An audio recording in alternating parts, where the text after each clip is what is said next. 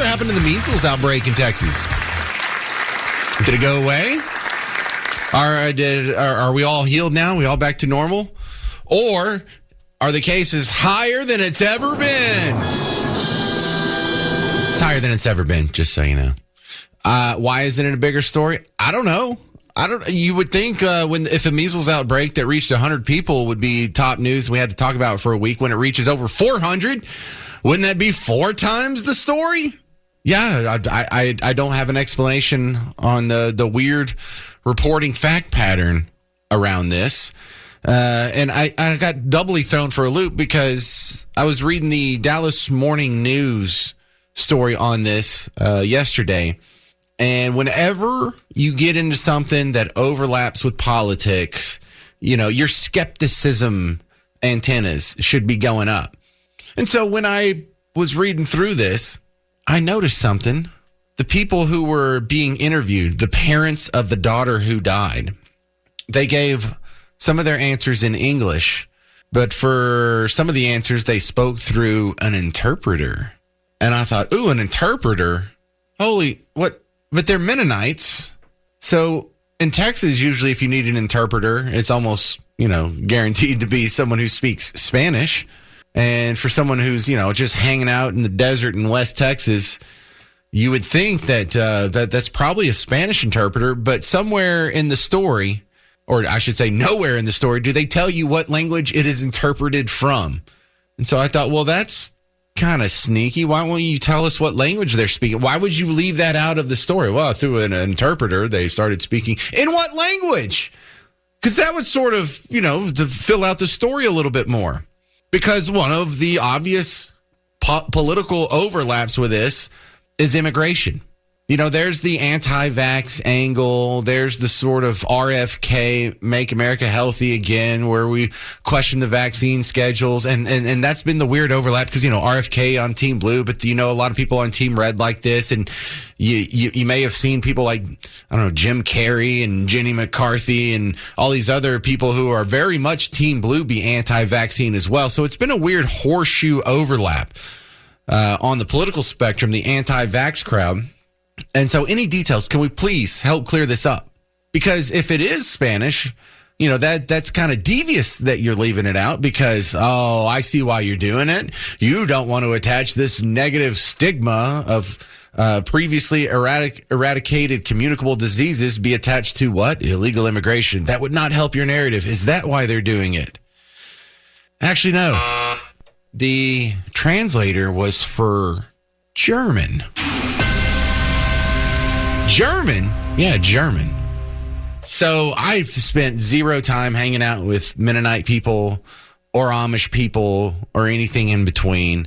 The bulk of my knowledge of what it means to be Mennonite in modern times comes from Dwight Schrute on The Office. Isn't that what he was? Wasn't he like, because I know he spoke German. He and his cousins, when they went back and they visited the beet farm, he tricked Angela into marrying him because he was just showing them the place as a spot to have the wedding. And the guy went up back there and did that German thing. You know what German sounds like? Sounds like someone's speaking English, but backwards, Siegen, Seifen, Alfen, Reiten, Freien. And so it turns out, oh, wow, cool. Dwight Schrute, his family speaks German at home. And they were sort of like a weird Mennonite. So this is the situation we're in. Well, where did these German-speaking Mennonites come from that they ended up way off in the kind of West Texas, at the bottom of the panhandle? That's not normal, is it? Because then the question still remains, well, how did these German half-Amish people, I say they're half-Amish because they're not full-blown Amish. The guy's wearing like a baseball hat and, normal clothes. He didn't have a big Abraham Lincoln-looking beard. So he's just over by somewhere outside of Seminole, if you know where that's at. So then the question still comes, well, how did this incredibly isolated community, how are they introduced to this? Granted, even if the situation on the ground remains that, well, they're unvaccinated and that's why that they got the measles and that's why they have this problem and so many other communities around Texas do not, and, it cost them their daughter's life and they're standing firm on that. But where did it get introduced to the Mennonite community? Could that be from An illegal alien? Are we allowed to ask that question? Do the reporters ask that question? Do they get anywhere near it? No, they don't. So the measles outbreak in Texas, for some reason, the coverage has dropped quite a bit. Now, there's still some stories here and there, but it wasn't as big as it was a couple weeks ago. And then you just add this weird twist to where they just have no interest in the origin of this measles outbreak.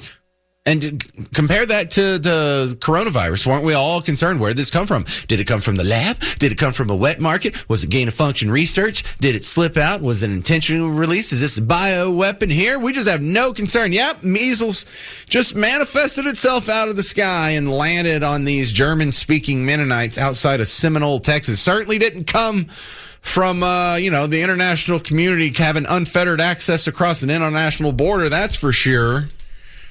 So I don't really have any just and final conclusions for you on this story. Just kind of keeping you updated on some really suspicious reporting floating all around it. It's just measles. What are y'all scared of? We can't go get the truth. We can't go get to the bottom of this mystery.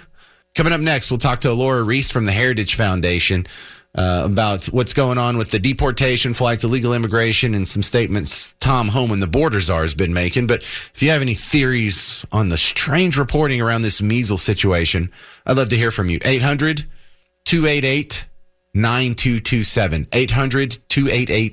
800-288-9227. I'm James Parker. It's News Talk 820 WBAP, now on FM at 93.3. It's allergy season. How you doing out there? You stopped up yet? Miss Parker was a little stopped up. I don't know if that was necessarily her allergies or if she had something else. But I'm a guy who minorly suffers from allergies.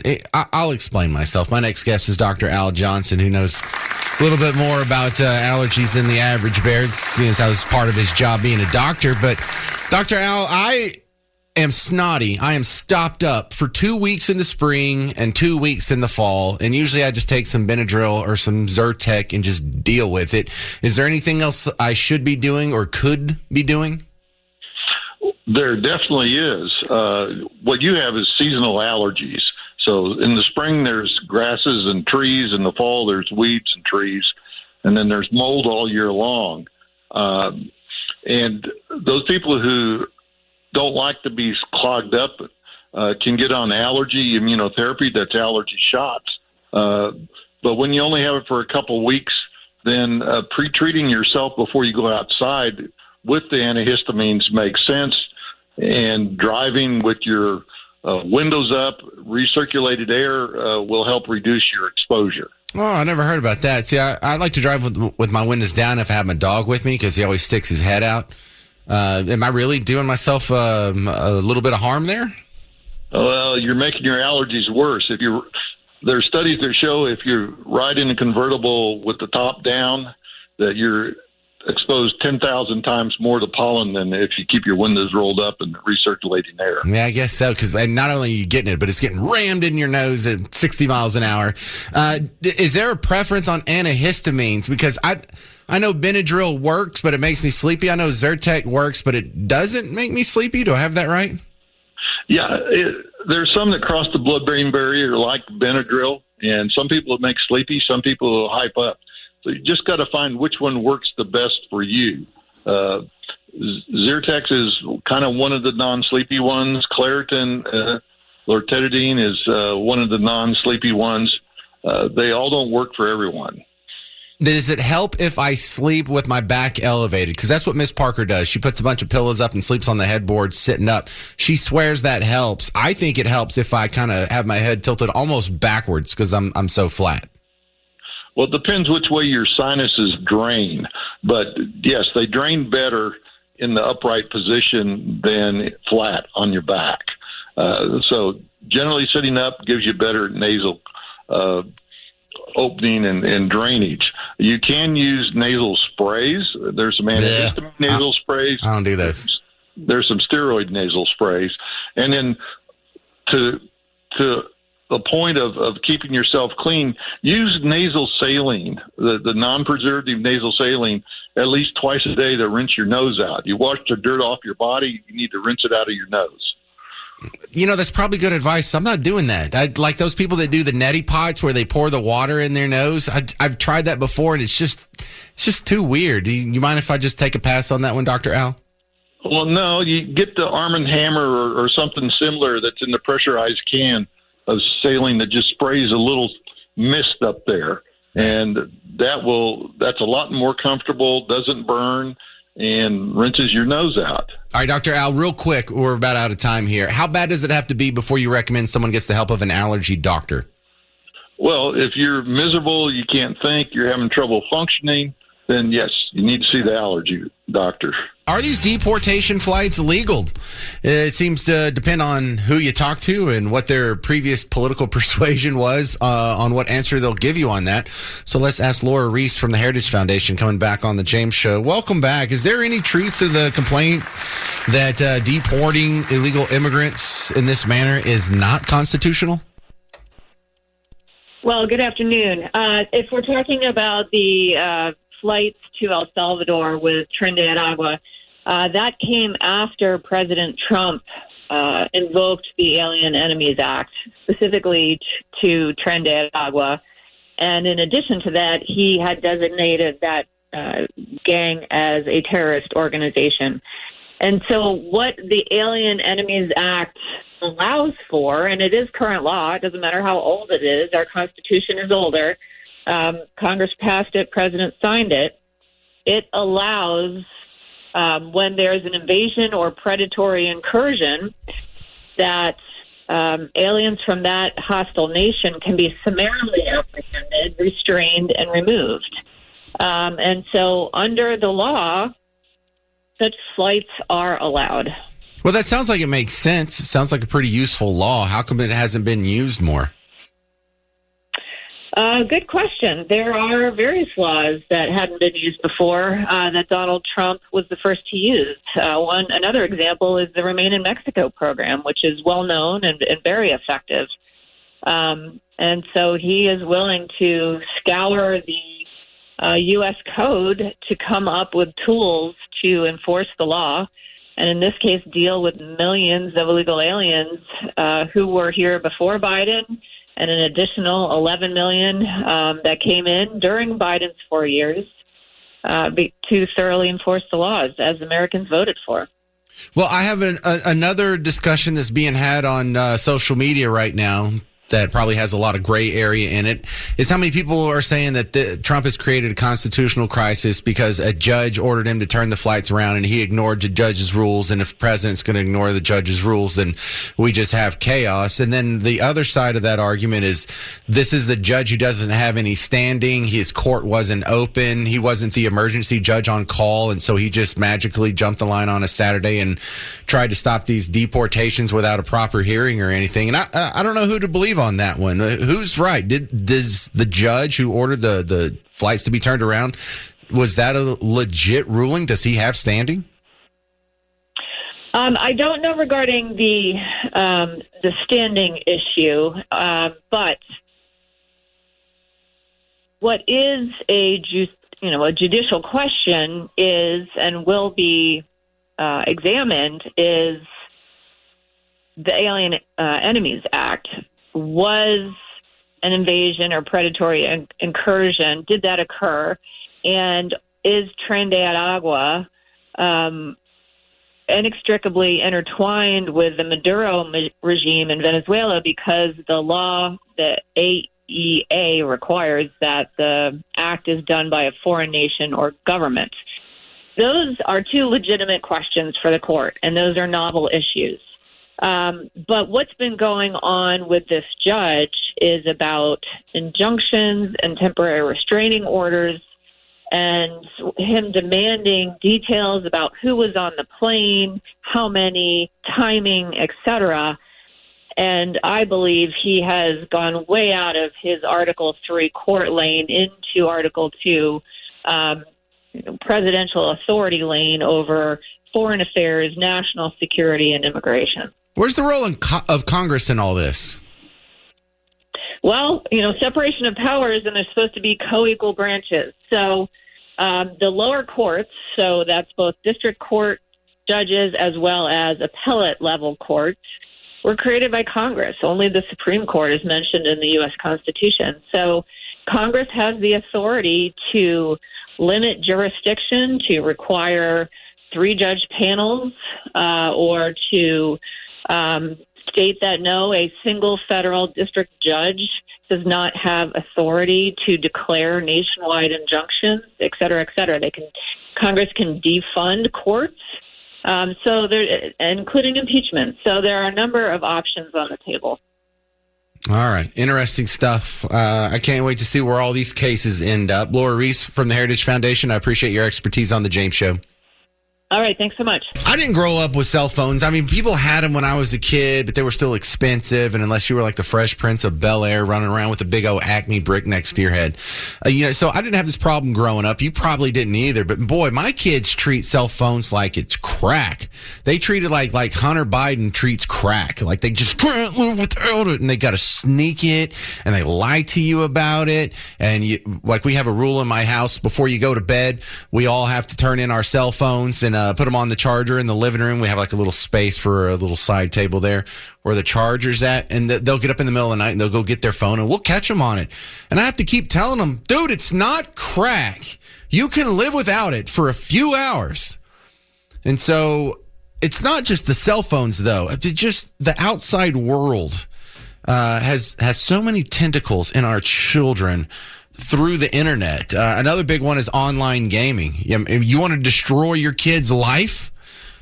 Just give them a cell phone, but it doesn't have access to the outside world. Just let them have their Xbox, but it doesn't have access to the outside world. And all of a sudden you can't go online anymore.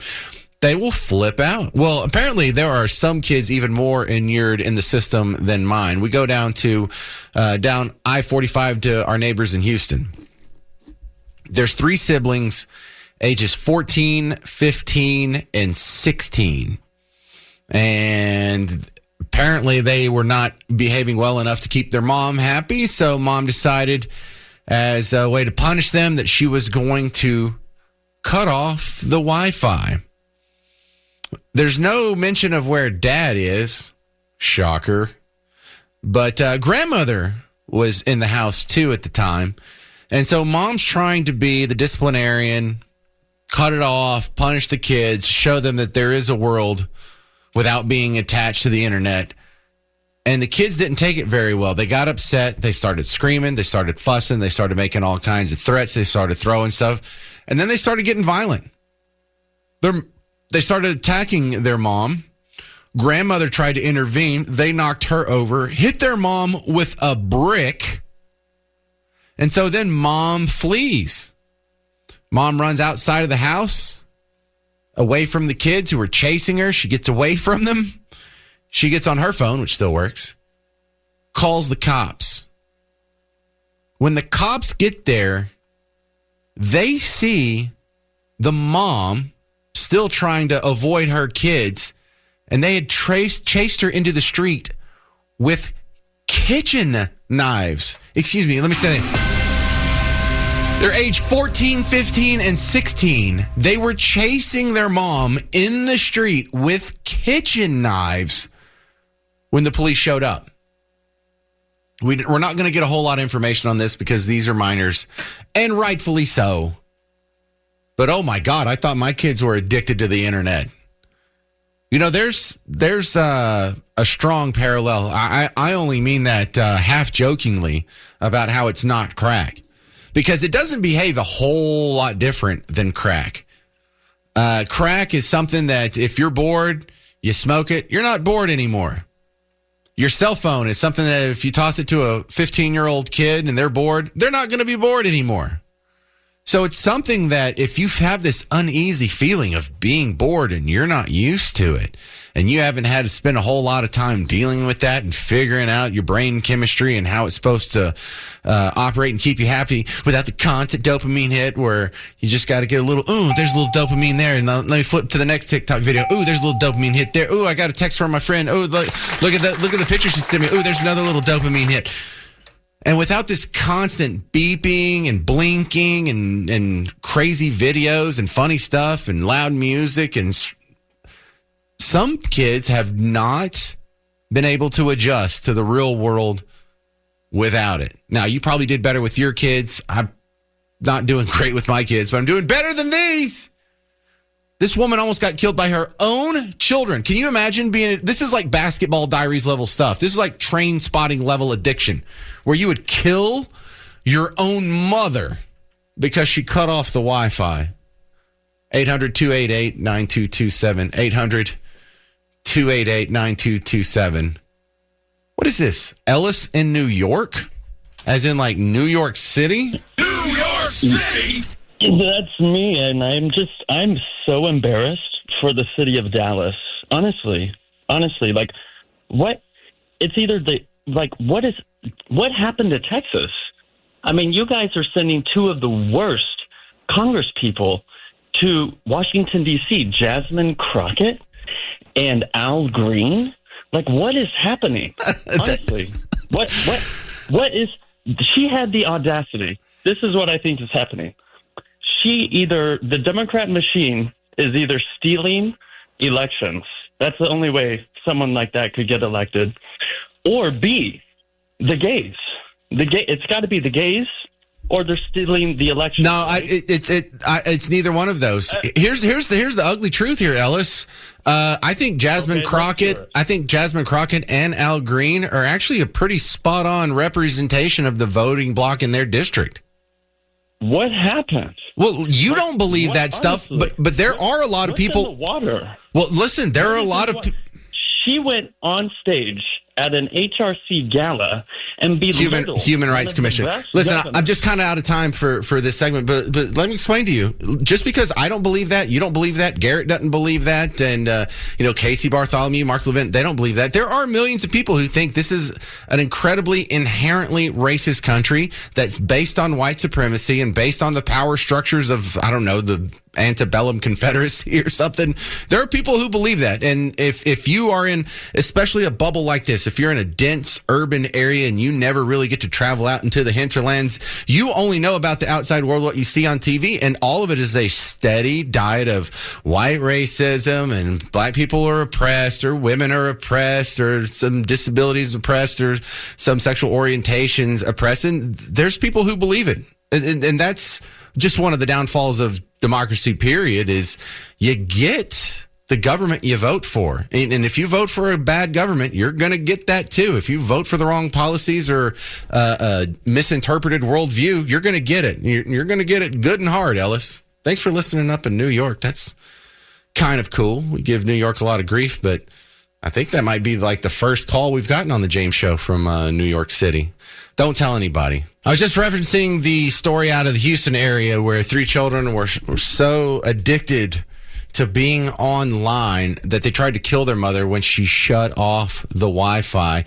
Maybe my next guest can explain some of what seems to be a mental health shortcoming. It's mental health expert Dr. Brad Schwall. Thanks for being on the James Show. I don't know if you've heard that story yet, but my kids aren't too far off. When I take away their phones and I cut them off, especially after they've been on it for a couple hours, they go kind of nuts. I mean, how addicted is this new generation to social media and online gaming and everything internet? Well, they are, and I do say that we are the examples and we're the role models. So I guess we do have to ask ourselves, what if somebody took away our social media? But certainly kids have gotten so used to interacting in that way, and adults as well. And in the end, it's not so social. And then one other key problem is that we're missing that face-to-face interaction, which leads to better reality checking. And so there's been some research that has come out that shows that there is a correlation and there are concerns about self-delusion or about paranoia that also can come when the main interaction we have is with social media. So where does the self-delusion and paranoia come from? Well, there are researchers in Canada who did a meta-analysis, and that means that they studied a lot of different studies, and they are raising the concern that use of social media can exacerbate eating disorders, how people view their bodies, There is evidence that there is concern about the fact that those who do experience paranoia or are anxious about potential social monitoring, that social media can exacerbate those symptoms. Narcissism. By the way, narcissism is a diagnosis. We don't think of it just as somebody who just boasts a lot or likes to think about themselves, but certainly the ability to create this image that is not based on reality can exacerbate those types of symptoms and behavior. So it's interesting research. How do I minimize these effects on my children?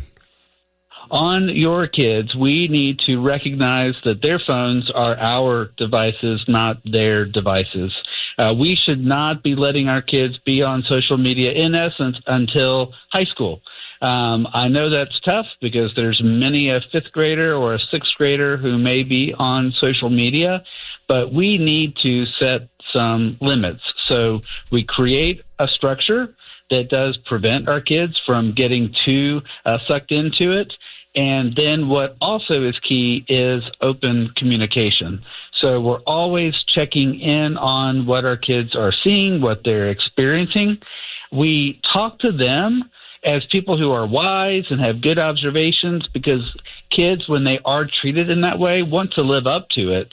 So our therapists at the center, and I lead, as you said, the Center for Integrative Counseling, when they are providing therapy and supporting kids, they are absolutely talking to parents about limits that need to be set. And then the therapist also can be liaisons with the parents. We want kids to be open to their parents, but we also, in working with the family, try to open up conversation, because when we're out of tune with our kids, then they go down rabbit holes that really can lead to dark places. All right, Dr. Brad Schwall, you can find him online. He's a local mental health expert, thecentercounseling.org. Thank you very much, sir. Thank you. All right.